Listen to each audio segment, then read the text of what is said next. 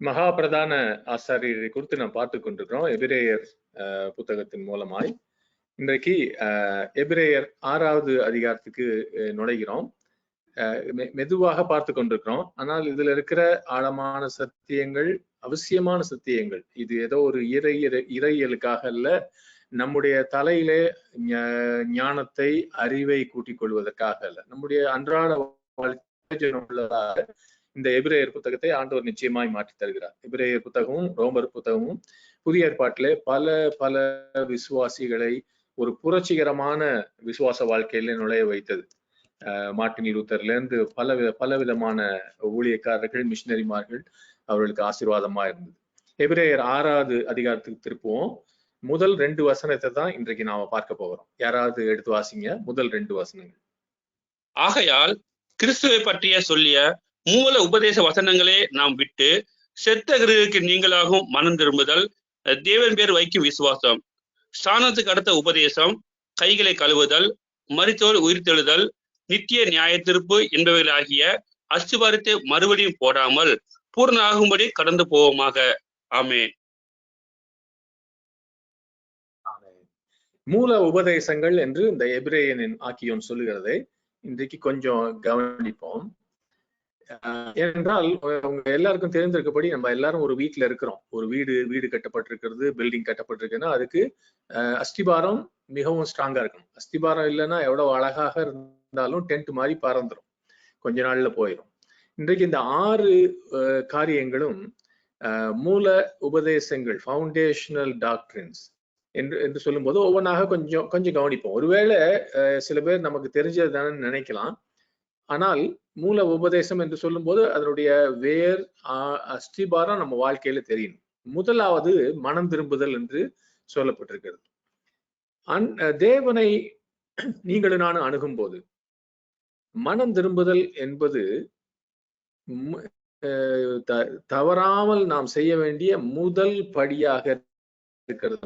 Step எடுத்து வைக்கிறது முதல்.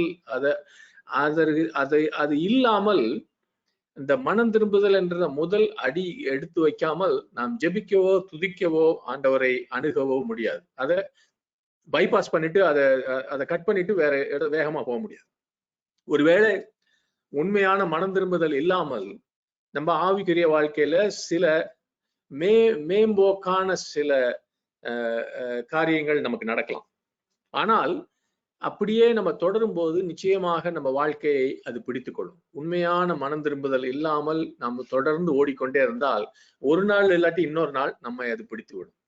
நம்ம எல்லா பிரச்சனைகளை யோசித்தாலும், பண பிரச்சனை, குடும்ப பிரச்சனை, திருமண வாழ்வு, கணவன் மனைவி வாழ்வு, ஆவிக்குரிய வாழ்வு, அல்லது சாத்தானோடு இருக்கிற அசுத்தாவிகளோடு இருக்கிற போராட்டங்கள், இவைகள் எல்லாவற்றையும் நாம் மொத்தமாக பார்த்தால் அதுல கிட்டத்தட்ட பாதியாவது நாம் உண்மையாக மனம் திரும்புவதிலிருந்து தவறியதுனால பல பிரச்சனைகள், கிட்டத்தட்ட பாதி பிரச்சனைகள் அவைகள்னால உருவாகியிருக்கிறது. இதுதான் முதல் அஸ்திபாரக்கல். இதற்கு ஒரு மாறு சொல்யூஷன், வேற சப்ஸ்டிடியூஷன் கிடையாது. இதை தவிர இதை தவிர்க்கும்படியான ஒரு வழி இல்லை. இந்த ஒரு காரியத்தை மற்ற எதுவும் அதனுடைய இடத்துல வர முடியாது. அப்ப இந்த மனம் திரும்புதல் என்றால் என்ன?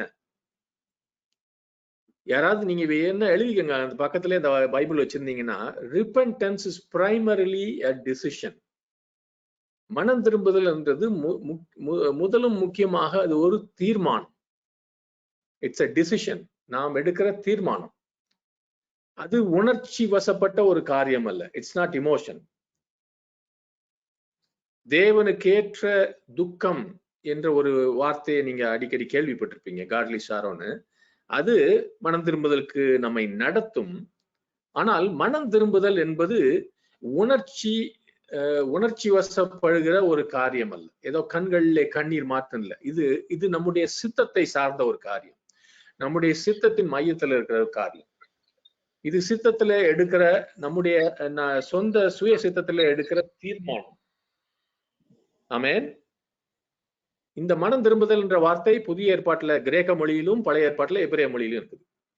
கிரேக்க மொழியில இருக்கிற அந்த மனம் திரும்புதலுக்கு அர்த்தம் நம்முடைய சிந்தனையை, நம்ம மைண்ட அதை மாற்றுவது, சிந்தனையை மாற்றுவது, எண்ணங்களை மாற்றுவது என்று அர்த்தம் அந்த கிரேக்க வார்த்தைக்கு. எபிரேய வார்த்தைக்கு பழைய ஏற்பாட்டுல இருக்க காரியம் திரும்புவது, போகிற திசையிலிருந்து திரும்புவது.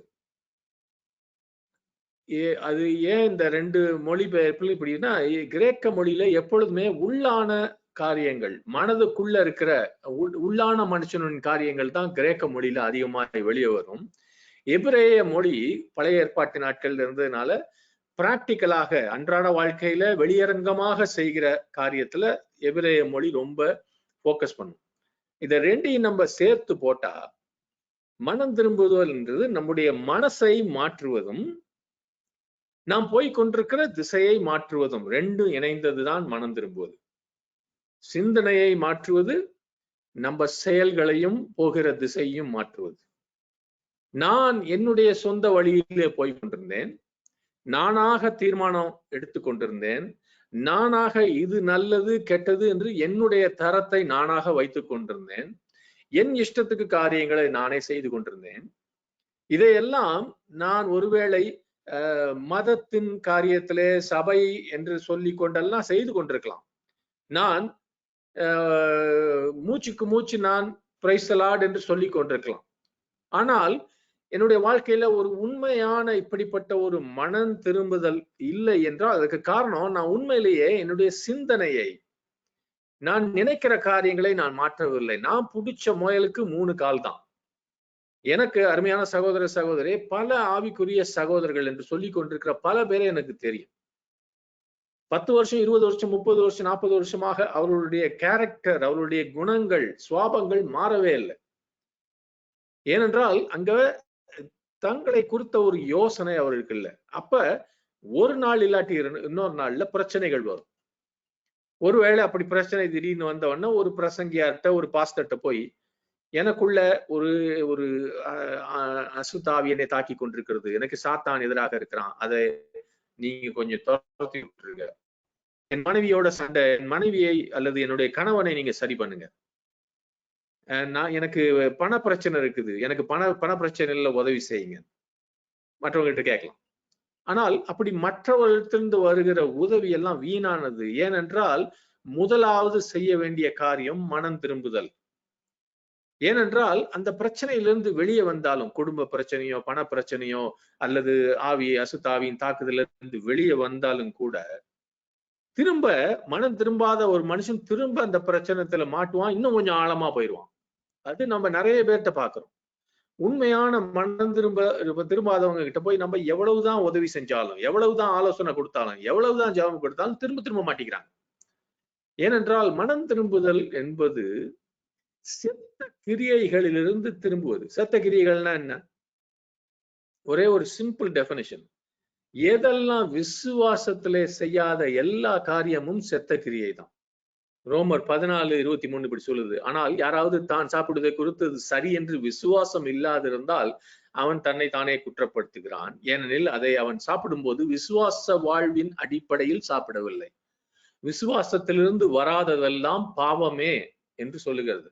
ஆமென். எல்லாரும் மைக்க திறக்க வேணாம், நீங்க சொல்லுங்க, விசுவாசத்திலிருந்து வராததெல்லாம் பாவமே. உங்களுடைய விசுவாசத்திலிருந்து கிளம்பாத எந்த கிரியையும் பாவம், அது செத்த கிரியை. Whatever does not proceed out of faith is sin. அப்ப எதெல்லாம் நம்ம விசுவாசத்திலிருந்து நம்ம அந்த கிரியையை செய்யலையோ அதுக்கெல்லாம் நம்ம மனம் திரும்ப வேண்டும். ஏனென்றால் அது செத்த கிரியை. அந்த கிரியை ஒரு ஜீவனும் இல்லை. ஆமென். The only basis for righteous living is faith. நீதியாக வாழ வேண்டும், நீதிமானாக நீதியான ஒரு வாழ்க்கையை வாழ வேண்டும் என்றால் அதனுடைய அடித்தளம் என்பது விசுவாசம். விசுவாசத்தினாலே நீதிமான் பிழைப்பான். எதெல்லாம் விசுவாசத்திலும் வரலையோ அதெல்லாம் பாவம். அதனால்தான் நீங்களும் நானும் எப்போதும் அதிகமா ஒரு நாள் யோசிச்சு பல காரியங்கள் விசுவாசத்தின் அடிப்படையை பண்றது. சூழ்நிலையை பார்த்து பண்றோம், யாராவது ஒரு மனுஷனை திருப்திப்படுத்த எனக்கு ஒரு மகிழ்ச்சி வருகிறது, எனக்கு ஒரு திருப்தி வருகிறது என்று சொல்லி பண்றோம். ஆனால் இந்த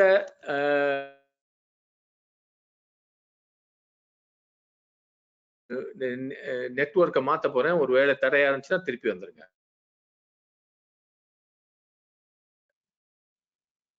ஓகே, ஸ்தோத்திரம். இரண்டாவது முதல்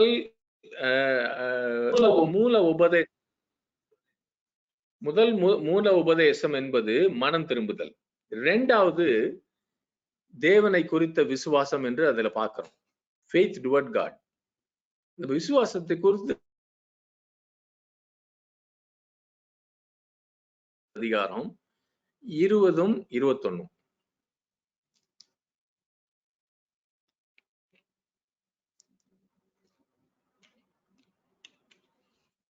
அப்போஸ்தலர் 20-20வது வசனம் 21வது வசனம் எடுத்தவங்க வாசிங்க. கேக்குதா இல்லையா? கேக்குதாமா? அப்போஸ்தலர் 20-21. 20வது வசனமும் 21வது வசனம். தேவனிடத்திற்கு மனம் திரும்புவதை குறித்தும் நம்முடைய கர்த்தராகிய இயேசு கிறிஸ்துவை விசுவாசிப்பதை குறித்தும் நான் யூதருக்கும் கிரேக்கருக்கும் சாட்சியாக அறிவித்தேன். இப்பொழுதும் நான் ஆவியிலே கட்டுண்டவனாய் எருசலேமுக்கு போகிறேன். அங்கே எனக்கு நேரிடும் காரியங்களை நான் அறியேன். தேவனிடத்திற்கு மனம் திரும்புவதை குறித்தும் நம்முடைய கர்த்தராகிய இயேசு கிறிஸ்துவை விசுவாசிப்பதை குறித்தும், அது அடித்தளம். Repentance toward God and then faith in our Lord Jesus Christ. தேவனை நோக்கி நம்ம சிந்தனைகளும் நம்ம திசையும் திரும்புவது முக்கியம். அப்படி திரும்பிய உடனேயே அவரை நோக்கி அடுத்த அடி எடுத்து வைக்க நம்ம விசுவாசத்துல தான் எடுத்து வைக்க முடியும். இல்லாவிட்டால் அந்த பக்கம் திரும்பிட்டு கூட நம்ம உலகத்தை நம்பினால், நம்ம சுய பலத்தை நம்பினால், நம்ம ஞானத்தை நம்பினால், அல்லது நண்பர்களை, சபையை, சக விசுவாசிகளை மாத்திரம் நம்பினால் திரும்ப நம்ம தடுமாறி விடுவோம். தேவனை நோக்கி திரும்புவது முக்கியம். அங்க திரும்பின உடனே நம்ம கண்கள், நம்ம சிந்தனைகள் எல்லாம் அவர் மேலேயே விசுவாசம் வைக்கணும். ஆமென். ஆனால் நான் இயேசு கிறிஸ்துவிலே விசுவாசிப்பது, அந்த வசனத்துல பாத்தீங்கன்னா தேவனிடத்திற்கு மனம் திரும்புவதை குறித்தும், அதுக்கப்புறம் தான் நம்முடைய கர்த்தராகிய இயேசு கிறிஸ்துவை விசுவாசிப்பதை குறித்தும். உண்மையிலேயே இயேசு கிறிஸ்து மேல விசுவாசிக்க முடியாது. முதல்ல மனம் திரும்பலனா. நிறைய பேரு சபைக்கோ, நம்ம சபைக்கோ, மற்ற சபைக்கோ வரலாம். இயேசு மேல விசுவாசிக்கிறேன், எனக்கு ஒரு வேலை கிடைக்கணும். நிறைய பேர் வராங்க. அப்படி எல்லாம் உடம்பு சரியாகணும், அது நடக்கணும், இது நடக்கணும், அதிசயம் நடக்கணும். ஆனால் உண்மையிலேயே இயேசு மேல அவர்களால உண்மையான ஒருவேளை தலையில இருக்கலாம், ஒருவேளை ஆசை இருக்கலாம் இருதயத்துல, ஆனா உண்மையான விசுவாசத்தை வைக்கிறதுக்கு முன்பாக தங்க வாழ்க்கையில மனம் திரும்பணும். மனம் திரும்புவதுன்னா நம்ம பீடி சிகரெட்டை விடுறது, தண்ணி போடுறத விடுறது, ட்ரக் அடிக்கிறத விடுறது, விபச்சாரம், அது மாத்திரம் இல்லை. நம்ம சிந்தனையே மாற வேண்டும். நம்மளுடைய எண்ணங்கள், டிசிஷன் எடுக்கிறது, நம்ம தீர்மானங்கள் எடுக்கிறது மாறணும். ஆமென். சும்மா அப்படி நானும் இயேசு மேல விசுவாசிக்கிறேன்னு சொல்லிட்டு ஒரு மேம்போக்கான விசுவாசம் இருக்கலாம். கொஞ்ச நாளைக்கு பிரச்சனைகள்ல ஆண்டவர் கிருபையாய் உங்களுக்கு பலன் கொடுக்கலாம். ஆனால் இயேசு கிறிஸ்து சொல்லி கொடுத்த மாதிரி அந்த விதை விதைக்கும் போது, அது கற்பாறை மேல விழுகும் போது கொஞ்சம் நாளைக்கு ஏதோ செடி வரும், ஆனால் பிரச்சனைகள் வந்தோன்னு போயிடும். அது போல இந்த மேம்போக்கான சில அற்புதங்கள், வேலை கிடைக்குது, உடம்பு சரியா போகுது, இந்த காரியத்துல அதோட வந்துட்டு, ஆனா அந்த வெளியரங்கமான விசுவாசம் சீக்கிரமாய் உடைந்து விடும். அப்ப நீங்க நினைக்கிறீங்க, தேவன் என்னாச்சு, தேவனுக்கு இன்னொரு பிரச்சனை வந்தா தீர்க்க மாட்டேங்கிறாரு, ஏன் அப்படி ஆகுதுன்னு. ஆண்டவர் மேல ஒரு தப்பும் கிடையாது. பிரச்சனை என்னன்னா, நீங்க இந்த ஒரு விசுவாசம் என்கிற அந்த அஸ்திபார இன்னொரு கல்லை நீங்க போடல. ஆமென். இந்த விசுவாசம் என்கிறதை குறித்து நானும் என் மனைவியும் கொஞ்ச நாளா பேசி கொண்டிருக்கிறோம், அதை குறித்து சிந்தித்துக் கொண்டிருக்கிறோம். இத இப்பதான் கொஞ்ச நாளா நம்ம எங்களுடைய அன்றாட டெய்லி வாழ்க்கையில, அன்றாட வாழ்க்கையில இதை எப்படி பிராக்டிக்கலா இந்த விசுவாசத்தை எடுத்துக்கொண்டு நமக்கு உள்ளான சமாதானம் எப்படி வருவது, எங்க வாழ்க்கையில தேவனுடைய கிருபை எப்படி கிரியை செய்வதற்கு இடம் கொடுக்கிறது அப்படின்னு யோசிக்க ஆரம்பிச்சிருக்கோம். முதலாவதாக நாங்க யோசிக்கிறது, நானும் என் மனைவியும் யோசிக்கிறது, நாங்க விசுவாசத்திலிருந்து நாங்க சிந்தனை செய்ய வேண்டும், யோசிக்க வேண்டும். விசுவாசத்திலிருந்து காரண காரியங்களை பகுத்தறிய வேண்டும். விசுவாசத்திலிருந்து நாங்கள் அடுத்த ஸ்டெப் கிரியைகளை செய்ய வேண்டும். விசுவாசத்தின் மூலமாக என்ன வரப்போகிறது இன்றைக்கு, ஜெபத்துக்கு பதிலோ அல்லது நாங்க எடுத்த முடிவுக்கோ அல்லது செய்யற காரியங்களுக்கு பதில் விசுவாசத்திலிருந்து எதிர்பார்க்க வேண்டும். ஒரு பெரிய தீர்மானம் சிறிய தீர்மானம் எடுக்கும் போது விசுவாசத்தின் அடிப்படையில எடுக்க வேண்டும். இது அன்றாட வாழ்க்கையில அப்படி செய்யறது இல்லை. நான் சாதாரணமா என்னை பத்தி சொல்ல முடியும். உணர்ச்சியில நிறைய நம்ம ஒவ்வொரு நாளையும் ஓட்டி கொண்டிருக்கிறோம். அல்லது கொஞ்சம் யோசிக்கிற ஆளாங்க இருந்தா நம்ம யோசிச்சு இதை செஞ்சா நல்லா இருக்கும், அதை செஞ்சா நல்லா இருக்கும், இவர்கிட்ட போய் உதவி கேட்டா நல்லா இருக்கும், இப்படி காரண காரியங்களை யோசித்து நம்ம வாழ்க்கையை நடத்தி கொண்டிருக்கோம். இதுதான் நான் சாதாரணமா நடக்குது. விசுவாசத்து என்பது ஒருவேளை எல்லாம் முடியாத போது, நம்ம உணர்ச்சிகளோ நம்ம எடுத்த தீர்மானம் நிறைவேறாத போது விசுவாசம் என்பது 3வது 4வது ஒரு காரியமாய் வருகிறது. ஆனால் அப்படி வாழுவது ஒரு அடிப்படையான ஒரு கிறிஸ்தவ வாழ்க்கை இல்லை. ஆமென். 3வதான அந்த அஸ்திபார கல் மூல உபதேசம் என்பது ஸ்நானங்களுக்கு அடுத்த உபதேசம்.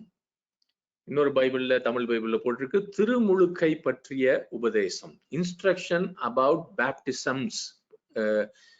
அப்படின்னா ஸ்நானங்கள், ஸ்நானம் மட்டும் இல்லை. அப்படின்னா என்ன அர்த்தம்? ஸ்நானம் திருமுழுக்கு ரெண்டையும் தான் குறிக்குது. கிரேக்க வார்த்தை பேப்டிஸ்மோஸ், அப்படின்னா அது ரெண்டையும் குறிக்குது. ஆமென். அவர் என்ன ரெண்டையும் குறிக்கிறார். அவர் இந்த கை கழுவு, இந்த யூத ஜனங்கள் கை கழுவுவாங்கல்ல, அந்த மாதிரி ஒரு பாரம்பரியத்தை குறிக்கல. ஏன்னா நம்ம இன்னைக்கு தண்ணீர்ல ஞான ஸ்நானம் சொல்றோம் இல்லையா, அதுவும் முக்கியம். ஏன்னா அந்த கிரேக்க வார்த்தை பேப்டிஸ்மோ என்று சொன்னால் ஒரு காரியத்தை முழுக்கி, அது முழுசுமாக தண்ணீரில மூழ்கி இருக்க வேண்டும் என்றுதான் அந்த பேப்டிசம் என்கிற அந்த வார்த்தைக்கு கிரேக்க மொழியில அர்த்தம். இப்போ நான் இந்த கைய முழுவதும் தண்ணீர்ல உள்ளுக்கு வச்சேன்னா, நான் கையை முழு ஞான ஸ்நானத்துல வச்சிருக்கேன், அல்லது இந்த திருமுழுக்குல வைத்திருக்கேன் முழு கையை. ஆமென். அது வச்சுட்டு நான் இப்ப இந்த தலை மேல சும்மா ஒரு சில தண்ணியை தெளிக்கிறேன்னு வச்சுக்கோங்க, அது பேரு, அந்த வார்த்தைக்கு அது அர்த்தம் இல்லை. என்னுடைய தலைய நான் ஞான ஸ்நானம் கொடுக்குறேன்னு சொல்ல முடியாது. அதுக்கு வேற வார்த்தை இருக்கு, கிரேக்க வார்த்தை ஸ்பிரிங்கிள், தெளிப்பதற்கு வேற கிரேக்க வார்த்தை இருக்குது. அது அந்த வார்த்தை எதுக்கு உபயோகப்படுத்திருக்குன்னா, மோசே அவங்க ஜனங்களை கொண்டு வந்த போது, அந்த நியாயப்பிரமாணத்தின் புத்தகத்தை வந்த போது அது மேல ரத்தத்தை தெளித்தான் என்று அந்த வார்த்தை உபயோகப்படுத்தப்படுகிறது. ஆனா அது ஞானஸ்நானம், திருமுழுக்கு, பேப்டிசம் கிடையாது. ஆமென். அதனால ஞானஸ்நானம் அல்லது திருமுழுக்கு என்பது இந்த முழுசுமா நனையாதபடி, முழுசுமா உள்ளுக்கு போகாதபடி இருக்கிறத முழுக்கு, திருமுழுக்குன்னு சொல்ல முடியாது.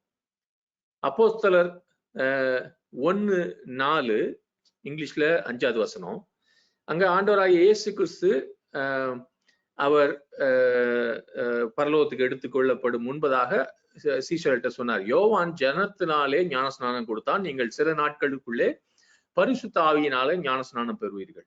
அந்த இடத்துல இந்த பேப்டிசம் என்கிற வார்த்தை ரெண்டு முறை உபயோகப்படுத்தப்பட்டிருக்கிறது.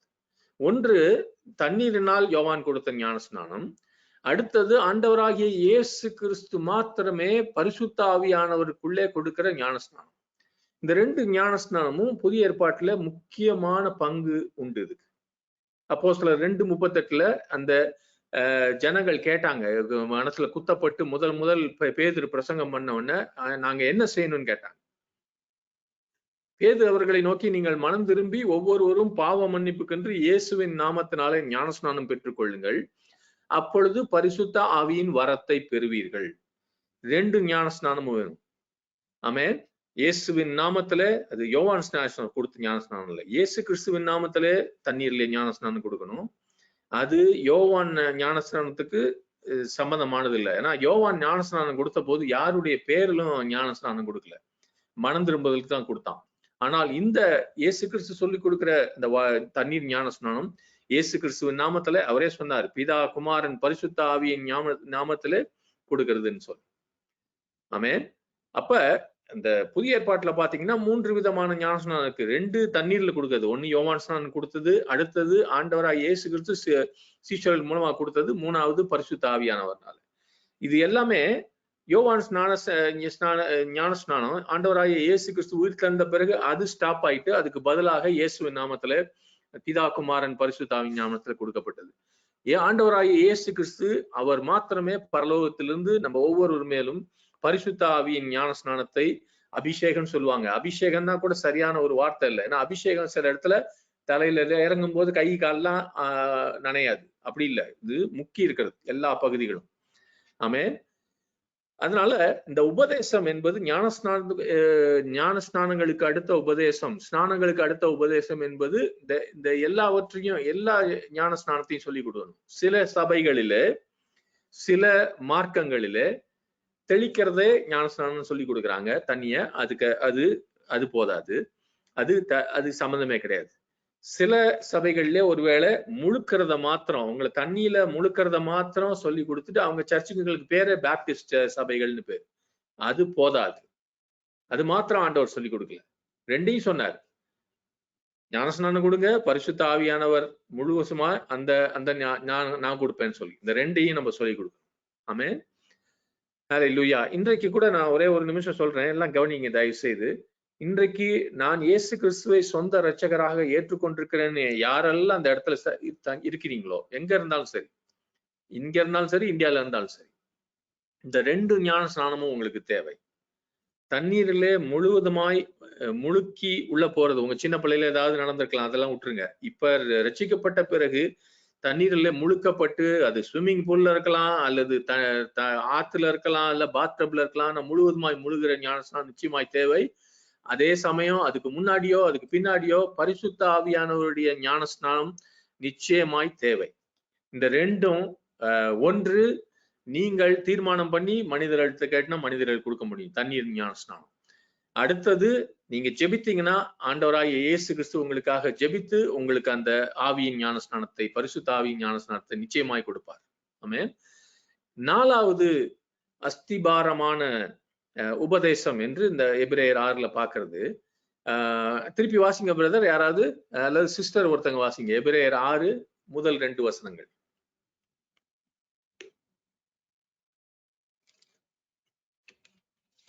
ஆகையால் கிறிஸ்துவை பற்றி சொல்லிய மூல உபதேச வசனங்களை நாம் விட்டு செத்த கிரியைகளுக்கு நீங்களாகும் மனம் திரும்புதல், தேவன் பேரில் வைக்கும் விசுவாசம், ஸ்நானங்களுக்கு அடுத்த உபதேசம், கைகளை வைக்குதல், மரித்தோர் உயிர்த்தெழுதல், நித்திய நியாய தீர்ப்பு என்பவைகளாகிய அஸ்திபாரத்தை மறுபடியும் போடாமல் பூரணரும்படி கடந்து போவோமாக. ஆமென். ஆமென்.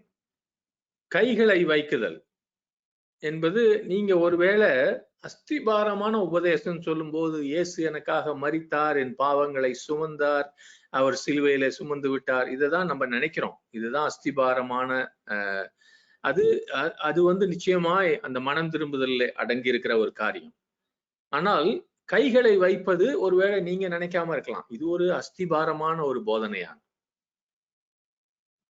உங்களுக்கு ஒருவேளை ஆச்சரியமா இருந்தாலும், ஏன்னா பல சபைகள்ல இது நடக்காத ஒரு காரியம். ஆனால் முதலாவது நான் சொல்றது, இது வேதத்துல இருக்குது. அதுவே உங்களுக்கு மனதில் எழுக்கிற இந்த கேள்வியை மாற்றணும். 2வது, இந்த கைகளை வைக்குதல்ன்றது இப்ப கொஞ்ச நேரத்துல ஒரு 6-7 வசனம் பார்க்க போறோம். இது நம்ம வாழ்க்கையில இருக்கிற பல காரியங்களை இணைப்பது, சாதாரணமா இணைக்கிற காரியம் இல்ல. இந்த கைகளை வைக்கும் போது பல காரியங்கள் சேர்ந்து நடக்குது. ஓகே, எல்லாரும் பைபிள் திருப்பிக்கிங்க, கொஞ்சம் சீக்கிரமா எடுத்தவங்க வாசிங்க. மார்க் ஒரு 5-6 உதாரண வசனங்கள் காட்ட போறேன் இந்த கைகளை வைக்கிறதுக்கு. மார்க் 16ல எல்லாரும் எடுத்துக்கங்க, நான் கொஞ்சம் வாசிக்கிறேன். 17-18 கொஞ்சம் பாருங்க. அதுல பாத்தீங்கன்னா, சுவிசேஷத்தை பிரசங்கிங்கள் ஆண்டவர் சொல்றாரு, விசுவாசிக்கிறவர்களால் நடக்கும் அடையாளங்களான்னு வரிசையா சொல்றாரு. அதுல கடைசியில சொல்றாரு, வியாதியஸ்தர் மேல் கைகளை வைப்பார்கள், அப்பொழுது அவர்கள் சொஸ்தமாவார்கள் என்று இயேசு சொன்னார். இயேசு உங்களை பத்தியும் என்னை பத்தியும் சொன்னார். ஆமென். வியாதியஸ்தர் மேல் கைகளை வைப்பார்கள், அப்பொழுது அவர்கள் சொஸ்தமாவார்கள். சகோதரனே, சகோதரியே, உங்க பாரம்பரியம், உங்க டாக்டரின், உங்க இந்த சர்ச்சு அந்த சர்ச்சு அதெல்லாம் சொல்றதெல்லாம் நம்புறோம். ஆனா ஆண்டவர் சொல்றத நிறைய பேர் அப்படியே அவர் சிம்பிளா தான் சொல்றாரு. ஒன்றும் பெரிய கஷ்டம் கிடையாது.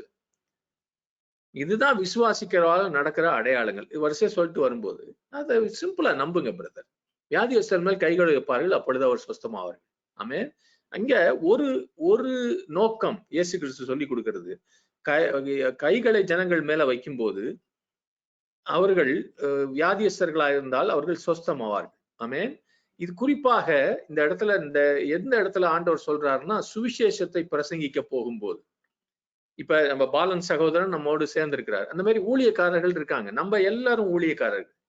நீங்களும் நானும் ஒரு மனுஷனுக்கு சுவிசேஷத்தை சொல்ல போகும்போது அந்த இடத்துல கையில ஆண்டவரை எனக்கு வல்லமை கொடுங்க. அந்த இடத்துல நோய் இருக்குமானால், வியாதி இருக்குமானால், பாடுகள் இருக்குமானால், கையில ஆவியானவர் சொல்லும் போது சும்மா நம்மளா தைரியமா இல்ல, ஆனா ஆவியானவர் நிச்சயமா சொல்லுவார். உங்களுக்கு பாரம் இருந்துச்சுன்னா சொல்லும் போது வச்சீங்கன்னா நிச்சயமா ஆண்டவர் குணமாக்குவார். இது சுவிசேஷ மயமாக்குவதற்காக கொடுக்கப்பட்ட ஒரு அருமையான ஒரு ஸ்லாக்கியம், ஒரு வரம், ஒரு கட்டளை. இரண்டாவதாக, யாராவது அப்போஸ்தலர் 8 எடுத்து எல்லாரும் திருப்பிக்குவோம். அப்போஸ்தலர் 8. ஏனென்றால் பைபிளை நாம வாசிக்கும் போது எல்லாரும் பார்ப்பது நல்லது. வசனத்தை பார்க்கும்போது உங்களுக்குள்ள கிரியை செய்யும் வசனம். அப்போஸ்தலர் 8 16 18 வரைக்கும். அவர்கள் பரிசுத்த ஆவியை பெற்றுக்கொள்ளும்படி அவர்களுக்காக ஜெபம் பண்ணி அவர் மேல் கைகளை வைத்தார்கள். அப்பொழுது அவர் பரிசுத்த ஆவியை பெற்றார்கள். அப்போஸ்தலர் தாங்கள் கைகளை அவர் மேல் வைத்துள்ளார். பரிசுத்த ஆவி தத்தர்கத்தை சீமோன் கண்டபோது அவர்களிடத்தில் பணத்தை பெற்றுக்கொண்டு. இங்க ரொம்ப சிம்பிள். இந்த பரிசுத்த ஆவியை பெற்றுக்கொள்ளும்படி அப்போஸ்தலர் யோவானும் பேதுருவும் அந்த சமாரியாவுக்கு வந்தாங்க. அங்க பிலிப்பு ஏற்கனவே ஊழிய ஆரம்பிச்சுட்டாரு. ஆனா பிலிப்பு இந்த ஒரு காரியத்துல அந்த ஜனங்க மேல காரியங்களை ஆரம்பிக்கல.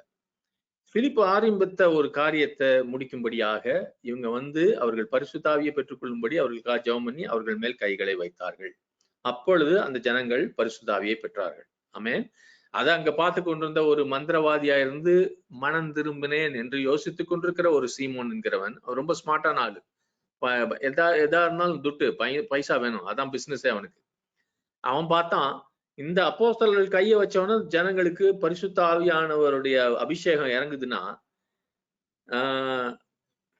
கொஞ்சம் பணம் கொடுத்து இதே வரம் நமக்கும் வருமானு கேட்டான். அது தவறு. ஆனா அவன் புரிஞ்சுக்கிட்டது, அவங்க கையை வைக்கும் போது ஆவியானவருடைய நிறைவு வருது. ஆமென். இந்த பரிசுத்த ஆவியானவர் உங்களை ஒரு இடத்துல போகும்போது உங்களுக்கு ஒரு அந்த ஊக்குவித்தார்னா, பரிசுத்த ஆவியின் அபிஷேகத்தை தேடுகிற ஜனங்களுக்காக அவர்கள் மேல கையை வைக்கணும்னு அந்த ஆவியானவர் ஊக்குவித்தார். நீங்களா இல்ல. அந்த இடத்துல நிச்சயமாய் ஒரு வல்லமையான ஒரு காரியம் வரும். இதற்காக தான் நான் இன்னைக்கு ஆயத்தம் பண்ணியிருந்த போது ஆண்டவர் எனக்கு ஒரு பல வருஷங்களுக்கு முன்பாக 25 வருஷத்துக்கு மேல ஆச்சுன்னு நினைக்கிறேன், அதை நினைவூட்டினார். இன்னைக்கு ரொம்ப அதிசயம், பாலன் பிரதரே வந்திருக்காரு. அவர் பாலன் இங்க நிறைய பேருக்கு தெரியாது, கொஞ்சம் பழைய ஆளுங்களுக்கு தெரியும். அவர் நாகர்கோவில் கன்னியாகுமரி ஏரியால அங்க ஒரு பாஸ்டர் இருக்காரு. இங்க இருந்து ரட்சிக்கப்பட்டு உடனே ஊழியம் பண்ணுன்னு போயிட்டார். அந்த ரட்சிக்கப்பட்டு ஒரு சில வாரங்களிலே அவர் ஒரு நாள் அபிஷேகம், பரிசுத்த ஆவியின் அபிஷேகத்துக்காக இளங்கோ வீட்டுல அவங்க எல்லாம் ஜெபம் பண்ணியிருந்தாங்க. கொஞ்சம் சகோதரர்கள் சேர்ந்து ஜெபம் பண்ணியிருந்தாங்க, அவரும் மற்ற புதுசா வந்த சகோதரர்கள்லாம். அப்ப நானும் டாக்டர் பாலும் வந்தோம். அங்க வரும்போதே அவருக்கு, டாக்டர் பாலுக்கு பாலன்லாம் தெரியாது. இந்த மாதிரி ஆவியானவருடைய அபிஷேகத்துக்காக ஜெபிக்கிறோம்னு சொல்லி கூப்பிட்டு வந்தோம் அங்கிள.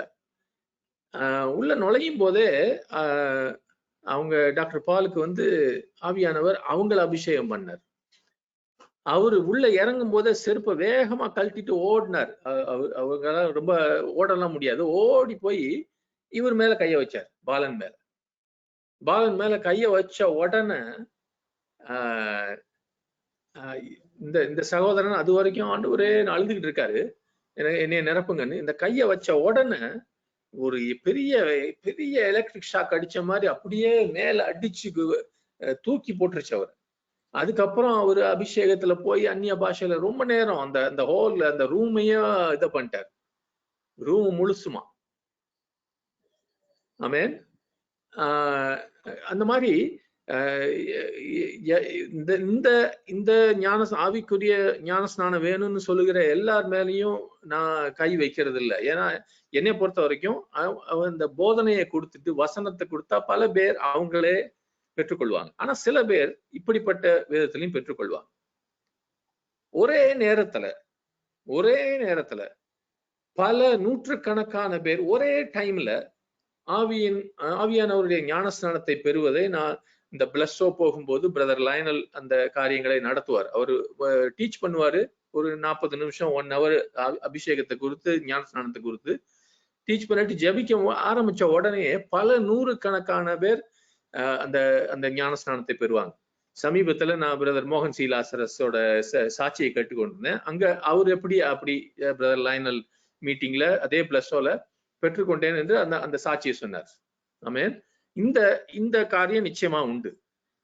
ஆனா அதை ஒரு மூட நம்பிக்கையாவோ பாரம்பரியமாகவோ ஏதோ உங்க மேல ஏதோ பெரிய இருக்கிறது மாதிரி இல்ல. சில சமயம் ஆவியானவர் சொன்னா கையை வச்சு ஜெபம். அப்போஸ்தலர் 9 எல்லாரும் திருப்பிக்குங்க, நான் வாசிக்கிறேன். 17வது வசனம். அப்பொழுது அனனியா போய் வீட்டுக்குள் பிரவேசித்து அவன் மேல் கையை வைத்து, சகோதரனாகிய சவுலே, நீ வந்த வழியிலே உனக்கு தரிசனமாகிய இயேசுவாகிய கர்த்தர் நீ பார்வை அடையும்படிக்கும் பரிசுத்தாவினாலே நிரப்பும்படிக்கும் என்னை அனுப்பினார் என்று சொன்னோம். இங்க உங்களுக்கு இந்த சம்பவம் தெரிஞ்சிருக்கலாம். சவுல் தமஸ்குக்கு போகும்போது கிறிஸ்தவர்களை சித்திரவதை கொலை பண்ணுவதற்காக போகும்போது இயேசு அவனை நடுவழியில் சந்தித்து அந்த வெளிச்சத்திலே அவன் கண்ணுகள் எல்லாம் குருடாகி இருந்து தவித்து கொண்டிருந்த போது ஆண்டவர் பேசினார். இயேசுவே பேசினார். அவன் தமஸ்குல ஒரு வீட்டுல உட்கார்ந்துருக்கான் கண்ணு தெரியாம. அப்ப அனனியா கிட்ட பரிசுத்த ஆவியானவர் சொல்றார், நீ போய் இவனுக்காக ஜெபம் பண்ணு. அங்க போய் அவன் கைய வச்சான். அனனியா கை வைக்கும்போது சொல்றான், நீ பார்வை அடையும் படிக்கும் பரிசுத்தாவியினாலே நிரப்பப்படும் படிக்கும் என்னை அனுப்பினார். அப்ப அந்த கையை வைக்கும்போது ரெண்டும் இருக்குது, healing and receiving the holy spirit. இது ரெண்டும் நடக்கிறத பார்க்கலாம். நான் நிறைய உதாரணங்களை சொல்றேன். அந்த கையை வைப்பது என்பது ஏன் ஒரு அடிப்படையான உபதேசம் என்று. அப்போஸ்தலர் 19:6 யாராவது வாசிங்க. அப்போஸ்தலர் 19:6. அல்லாமலும் பவுல் அவர்கள் மேல் கைகளை வைத்த போது பரிசுத்த ஆவி அவர்கள் மேல் வந்தார். அப்பொழுது அவர்கள் அந்நிய பாஷைகளை பேசி தீர்க்க தரிசனம் சொன்னார்கள். ஆமென். இங்க இருக்கிற ஜனங்கள் ஒரு 12 பேர் போல எபேசுல, அங்க ஆண்டவர் ஒரு பெரிய ஒரு அற்புதமான காரியத்தை செய்து கொண்டிருக்கிறார். ஆனால் அங்க இருக்கிறவர்களுக்கு யோவானின் ஞானஸ்நானம் மட்டும்தான் போதிக்கப்பட்டிருந்தது. அதுக்கப்புறம் அவங்க கிறிஸ்துவின் நாமத்துல இயேசுவின் நாமத்துல ஞானஸ்நானத்தை பெறுகிறார்கள். அதோட நிறுத்திக்கல பவுல். அவங்க அந்த ஞானஸ்நானத்தை பத்தி போதிச்சு தண்ணியில முக்கிட்டு அப்புறமா பவுல் அவர்கள் மேல் கைகளை வைத்த போது பரிசுத்த ஆவியானவர் அவர்கள் மேல் வந்தார். எவ்வளவு ஒரு அழகான காரியம் பாருங்க. நான் பார்த்திருக்கேன் பிரதர். கையை வைக்கும் போது ஆவியானவர் நமக்கு நம்ம ஒரு சாதாரண ஒரு மனுஷங்க. ஆனா ஆவியானவர் சொல்லும் போது எவ்வளவு அழகாக ஒரு மனுஷர்களை உபயோகப்படுத்துறார் பாருங்க. இந்த கையில என்ன இருக்கு? ஒண்ணும் கிடையாது. ஆனால் அது நம்மை உபயோகப்படுத்துவதற்காக ஒரு ஸ்லாக்கியம் ஆண்டவர் கொடுக்கிறார். நான் பார்த்திருக்கிறேன். கையை வச்சு ஜெபிக்கும் போது அவர்கள் மேலே ஆவியானவர் இறங்குறத பார்க்கும்போது அது ஒரு பெரிய பெரிய பெரிய பெரிய ஸ்லாக்கியம். இதை குறித்து நமக்கு ஒண்ணும் இல்லைன்னா தேவனே இறங்குவதை பார்க்கிறது ஒரு பெரிய ஸ்லாக்கியம். அவர்கள் அந்நிய பாஷைகளை பேசி தீர்க்க தரிசனம் சொன்னார்கள். ஆமென். 1 தீமோத்தியில இன்னொரு வசனம், 1 தீமோத்திக்கு எல்லாரும் திருப்பிக்கிங்க. அங்க 2-3 வசனங்களை பார்க்க போறோம்.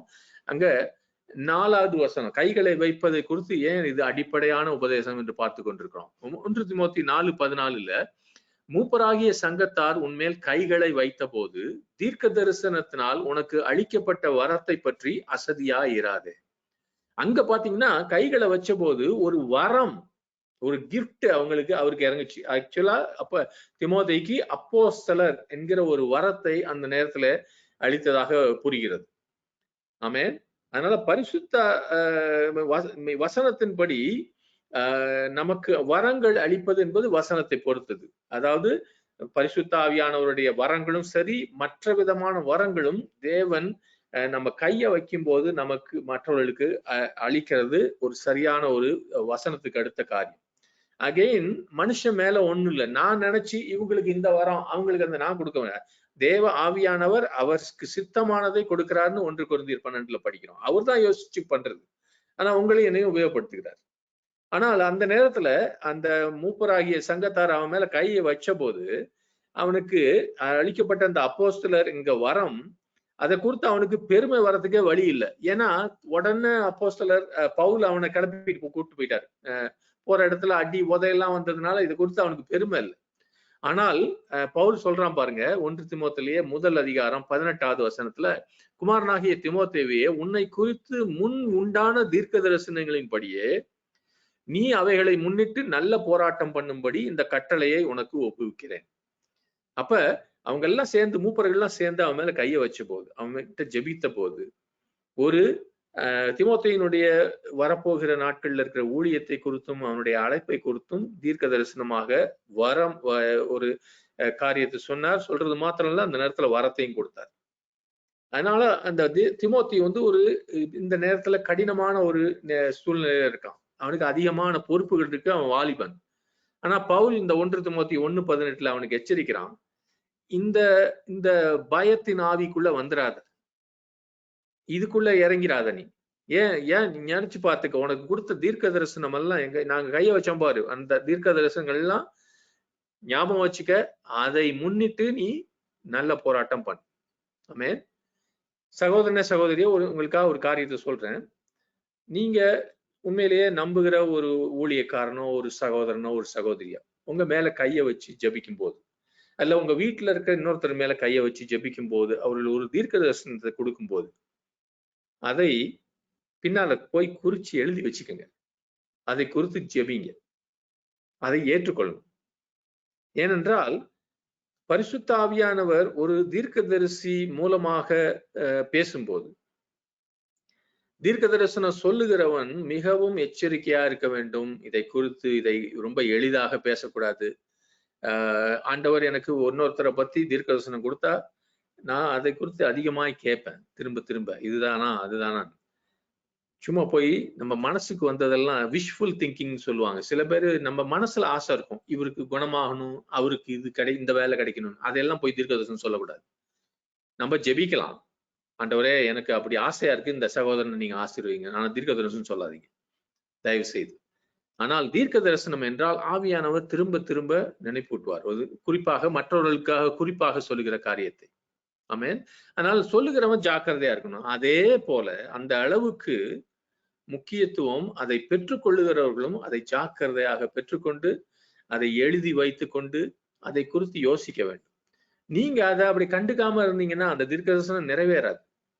அது சொன்னவங்க மேல தப்பு இல்லை, ஆவியானவர் மேல தப்பு இல்லை. ஏன்னா நீங்க இந்த சேஷ்ட புத்திர பாகத்தை கண்டுக்கல பாருங்க, அவன் கூழுக்காக கொடுத்துட்டான் ஈசா, அந்த மாதிரி ஆயிரும். இந்த இடத்துல தீமோத்தேயுக்கு பவுல் சொல்லுகிறது, நீ உனக்கு கொடுத்த தீர்க்க தரிசனங்களை குறித்து நீ நினைத்து அதை வைத்து கொண்டு நீ தொடர்ந்து போ. ஆமென். அப்பதான் அவன் தீமோத்தேயு அந்த விசுவாசத்தின் பேர்ல அவன் இறங்கிய போது தேவன் அவனுடைய விசுவாசத்தையும் அந்த அவர் கொடுத்த தீர்க்க தரிசனத்துக்காக அவனுக்கு இருக்கிற அந்த சமர்ப்பணத்தையும் அங்கீகரித்தார். இதெல்லாமே நடக்கிற ஒரு உண்மையாய் நடக்கிற ஒரு காரியம், ஏதோ ஒரு இறையியல் அல்ல. ஆமென். இப்ப பாத்தீங்கன்னா நான் சொன்ன இப்ப இத்தனை உதாரணம் பாத்தீங்களா, நிறைய இந்த கையை வைக்கும் போது பல காரியங்கள் இணைக்கப்படுகிறது. ஊழியங்களை இணைக்குது, வரங்களை இணைக்குது, சில அதிகாரங்கள் உங்களுக்கு அடுத்த ஆளுக்கு இந்த ஆளுக்கு கொடுத்துருன்னு எலிசாவுக்கு எலியா பண்ணது போல அதை நினைக்குது. இதெல்லாம் சபையில சில அப்பாயின்மெண்ட் பண்ணும்போது, அதுவும் பவுலும் பர்னபாவும் இருந்தப்ப அவன் மேல கையை வச்சு ஜபிச்சாங்க, அனுப்பிச்சாங்க அந்தியோகிய சபையில. இது சரியாக ஊழியம் தொடரும்படியா. அதே 1 தீமோத்தேயுல 5:22 இன்னொரு வசனத்தை பாக்குறோம். அங்க திமோத்தேயுக்கு ஒரு எச்சரிப்பு கொடுக்கிறார் மூப்பர்களை குறித்து. ஒருவன் மேலும் சீக்கிரமாய் கைகளை வையாதே, மற்றவர்களின் பாவங்களுக்கும் உடன்படாதே, உன்னை சுத்தவானாக காத்துக்கொள். அப்படின்னா இப்ப திமோத்தேயு அவன் சபையில இருக்கிற சில மூப்பர்கள் மேலயோ சில ஆட்கள் மேல ஒரு துணிஞ்சு போய் கையை வச்சுட்டான். ஏதாவது ஒரு அவசரமா இந்த ஆளுக்கு இந்த ஊழியம்னு சொல்லி கையை வச்சு ஜபிச்சுட்டான்னு வச்சுங்க. அவனை ஒரு மூப்பன் சொல்லி அனுப்புறான். அந்த ஆளு வந்து ஒரு அறவேக்காட்ட ஆளா இருந்தா போய் ஒரு அசுத்தமான காரியத்துல மாட்டிக்கிட்டான், இல்ல சபையில இருக்கிற சில பேர்கிட்ட சண்டை சச்சரவு, இப்படி இருக்கும்போது அதனால வருகிற தவறுகள் பிரச்சனைகள் இதுக்கு ஓரளவுக்கு தீமோத்தேயுக்கும் அதுல பங்கு உண்டு, தப்பா கைய வச்சீங்கன்னா. அதனால தயவு செய்து சகோதர சகோதரியே, கைய வைப்பது என்பது ஆவியானவர் உங்களுக்கு சொல்லணும். ஆனா சொல்லும் போது உடனே செஞ்சிருங்க, அதுக்கப்புறம் அவர் பிசினஸ். ஆனா அவர் சொல்றதுக்கு முன்னாடியும் செய்யக்கூடாது. ஏனென்றால் நீங்க போய் யாருக்கு மேலேயாவது கைய வச்சு இவருக்கு இந்த ஊழியம் அந்த ஊழியம்னு சொல்லிட்டீங்கன்னா, அவர் அந்த அந்த அந்த அத்தாரிட்டியை வச்சு அந்த அதிகாரத்தை வச்சு தப்பா ஏதாவது செஞ்சாருன்னா அதுல கொஞ்சம் பொறுப்பு உங்களுக்கு உண்டு. அப்படிதான் சொல்றாரு இங்க. 5ஆவதான மூல உபதேசம் மரித்தோரிலிருந்து உயிர்த்தெழுதல். ஆமென். யாரெல்லாம் இத குறித்து தெரிந்து கொள்ளணுமோ இத குறித்து அதிகமாய் நீங்க கவனமாய் படிக்கணும். பைபிள்ல ஒவ்வொரு விசுவாசிக்குள்ளும் இது அதிகமாய் இருக்க வேண்டும். இதை குறித்து நீங்க அதிகமாய் சிந்திக்கலாம். சில பேர் வாலிபர்களா இருப்பீங்க, உங்க குடும்பத்துல இது வரைக்கும் இப்படி ஒரு மரணம் வந்திருக்காம இருக்கலாம் யாருக்கும். ஆனால் நிச்சயமாய் நம்ம எல்லாருடைய வாழ்க்கையிலும் ஒரு நாள் இல்லாட்டி இன்னொரு நாள் இந்த ஒரு சூழ்நிலைக்கு வரும். அப்ப நமக்கு உள்ளுக்குள்ள தெரியணும், நான் மரித்தோரிலிருந்து உயிர்த்தெழுதலே உண்மையிலே விசுவாசிக்கிறேனா இல்லையா என்று. கிட்டத்தட்ட சரியாக ஒரு வருஷத்துக்கு முன்பாக எங்களுடைய அருமையான எங்களுக்கு உயிராயிருக்கிற அந்த பேரப்பிள்ளை லைனலே ஆண்டவர் அவரோடு அழைத்து கொண்ட போது, அந்த நேரத்துல உங்களுக்கு எல்லாம் தெரிந்த போது பல வருஷங்களாய் நான் பிரசங்கம் பண்ணியிருக்கிறேன். ஆனால் அந்த ஒரு சூழ்நிலையில இருந்த போது நான் என்னை நானே கேட்க வேண்டியிருந்தது. உண்மையிலேயே நான் இந்த அருமையான பிள்ளையை நான் திரும்ப பார்ப்பேனா, அப்படி நம்புகிறேனா? ஆமென். அதிகமாய் நான் வசனத்தை தியானித்து ஜெபித்த போது என்னாலே ஆண்டவர்கிட்ட சொல்ல முடிஞ்சிச்சு, ஆண்டவரே ஆமென், நான் பார்ப்பேன் அவனை. ஆண்டவர் எனக்கு பரலோகத்தின் நரலோகத்தின் யதார்த்தங்களை அதன் மூலமாய் அதிகமாய் கற்றுத்தந்தார். ஏனென்றால் அப்படிப்பட்ட கடினமான சூழ்நிலைகள் வரும்போது நான் சும்மா மேலாக யோசிச்சிருந்தேன்னா, மரித்தவர்கள் எழுப்பார்கள் என்று மேலாக யோசித்திருந்தால் அந்த நேரத்துல நான் ஒரு நம்பிக்கை இல்லாதவனாக புலம்பிக் கொண்டிருந்திருப்பேன். நான் பல விசுவாசிகளை பார்க்கிறேன். விசுவாசிகள் என்று சொல்லுகிறவர்கள் மற்றவர்களிடத்துல நம்ம ஆறுதல் வார்த்தைகளை சொல்லலாம். நம்ம வீட்டுல யாராவது ஒருத்தர் நெருக்கமானவர்கள் மரிக்கும் போது நாம் அதை குறித்து அவர்கள் விசுவாசியா இருந்தால் அவர்களை குறித்து என்ன யோசிக்கிறோம்? நம்பிக்கை இல்லாமல் கதறுகிறோமா? நம்ம இந்த நாள்ல உண்மையிலேயே மரித்தோரிலிருந்து உயிர்த்தெழுதல் குறித்து நான் நம்புகிறேனா என்று நான் யோசிக்க வேண்டும். இன்றைக்கு ஒரு வருஷத்துக்கு முன்பாக இருந்ததை விட இந்த உபதேசம் எனக்கு மிகவும் உண்மையான உபதேசம். ஆண்டவர் இன்றைக்கு ஜெபிக்கும் போது தரிசனத்தை காட்டுகிறார். அந்த அருமையான பிள்ளையோடு ஒரு நாள்ல நான் பரலோகத்திலே லைனோடு நான் நடக்க போகிறேன் என்று. ஆமென். அது உண்மையாக நமக்கு மாறும். இது உபதேசத்துக்காக இல்ல, உண்மையாய் நம்ம வாழ்க்கையில் நடத்துறதுக்கு. ரோமர் 4வது அதிகாரம் யாராவது வாசிங்க, 23 to 25 வரைக்கும்.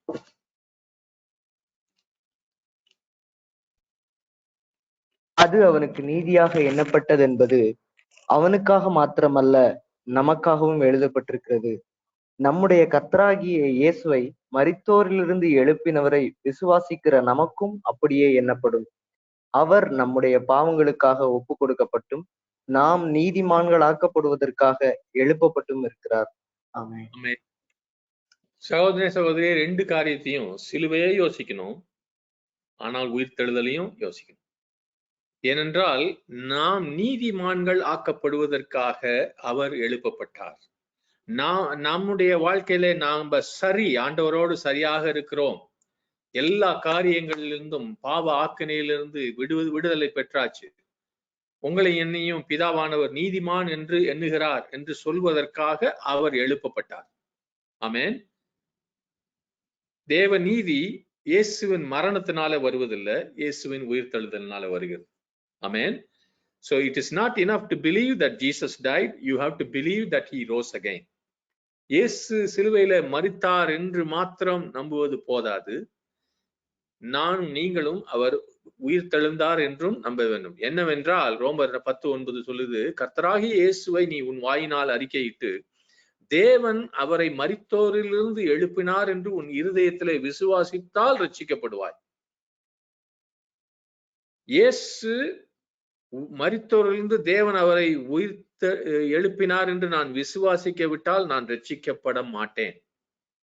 ஆமென். It is essential. இது முக்கியமான ஒரு காரியம். 1 கொரிந்தியர் 15 எடுத்துக்கங்க எல்லாரும். சில வசனங்களை வாசிக்க போறோம். 1 கொரிந்தியர் 15. அதுதான் உயிர்த்தெழுதலை பற்றி இருக்கிற ஒரு அருமையான பகுதி, அருமையான சாப்டர். எடுத்துக்கிட்டீங்களா? ஒரு சிஸ்டர் யாராவது வாசிங்க. 13-14.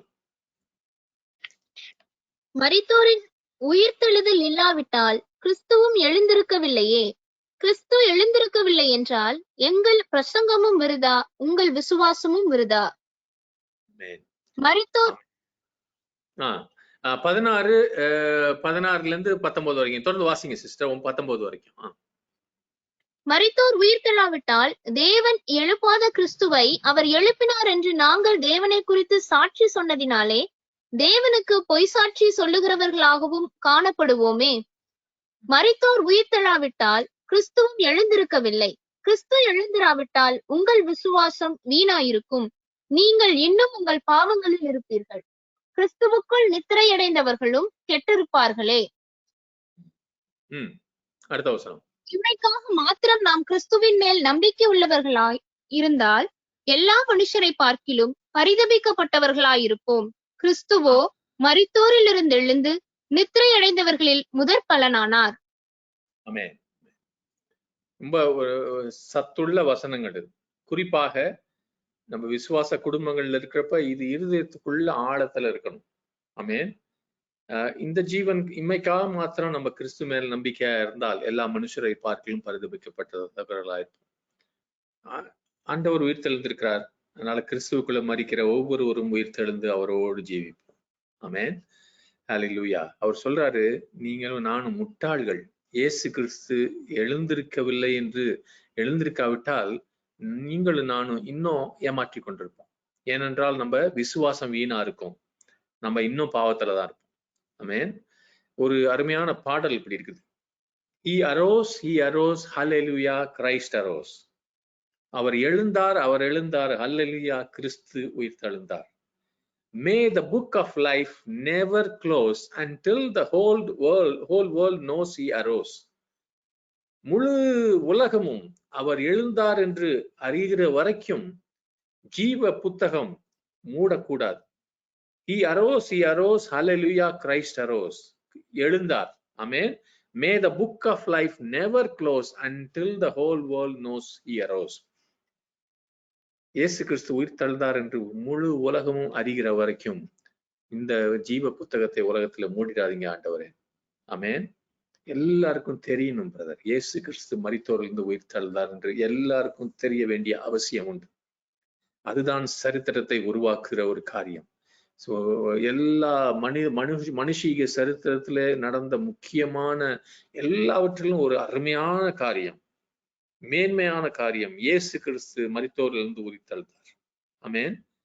நீங்களும் நானும் மரணத்தை சந்திக்கும் போது அல்லது நமக்கு அருமையானவர்கள் மரணத்துக்குள்ளே இருக்கும் போது, மரணம் என்பது ஒரு இட்ஸ் அக்லி, அசிங்கமான ஒரு காரியம்.